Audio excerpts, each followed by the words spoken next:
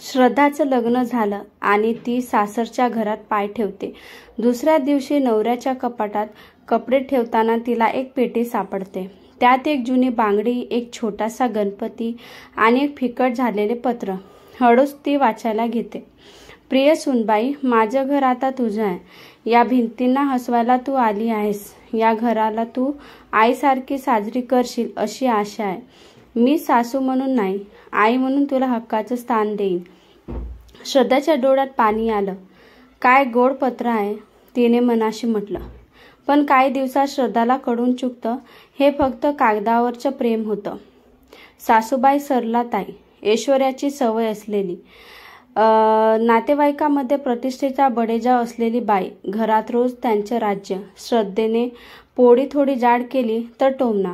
सासरला काय शिकवून आणलं की फक्त बापाची लाडकी राहिलीस। श्रद्धा दिवसेंदिवस कोलमडत होती। मुलगा म्हणजे तिचा नवरा राहुल, रोज ऑफिसच्या नादी, काही न बोलणारा, ती एकटीच लढत होती त्या पत्रातल्या आईला शोधत। श्रद्धा रोज घर, संसार, आईसाहेबांच्या अपेक्षा आणि स्वतःच्या भावनांमध्ये गुरफटत गेली। कधी घरातली कामं झाली की सासूबाई समोरासमोर नात्यात जखम करत।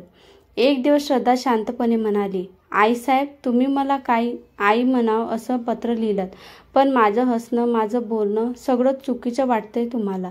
सरलाताई गप्प, त्यांच्या डोळ्यात चिडचिड, पण आत खोल कुठेतरी काहीतरी हलत होतं। एक रात्री सरलाताईंना जोरदार चक्कर आली, त्या बेशुद्ध पडल्या। राहुल बाहेर, घरात श्रद्धा एकटी।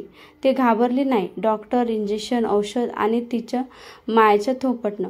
रात्रभर ती त्यांच्या शेजारी बसून राहिली। पहाटे सरलाताई डोळे उघडतात। श्रद्धा डोळ्यात झोप, पण चेहऱ्यावर काळजी। सरलाताईंना खूप वेळाने शब्द सापडतात।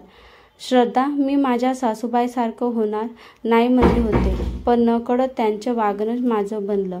मी तुझ्या प्रेमाला सतत परखडण्याच्या जाळ्यात दडवत गेले। आता उशीर झाला का गं? श्रद्धा त्यांच्या हातावर आपलं मऊसा हात ठेवून म्हणते, उशीर नाही आई, पण आता एक पत्र मी लिहिलंय। प्रिय आईसाहेब, आता तुम्ही फक्त माझ्या सासू नाही तर माझ्या लेकराची आजी होणार आहात। सरलाताईंचे डोळे पाणावतात। ज्यांच्यावर प्रेम असतं त्यांना सांगणं लागत नाही, पण कधीकधी एक आईचं पत्र सगळं बोलून जातं। जर हा तुम्हाला व्हिडिओ आवडला असेल तर प्लीज चॅनलला सबस्क्राईब करा आणि लाईक आणि कमेंट करा।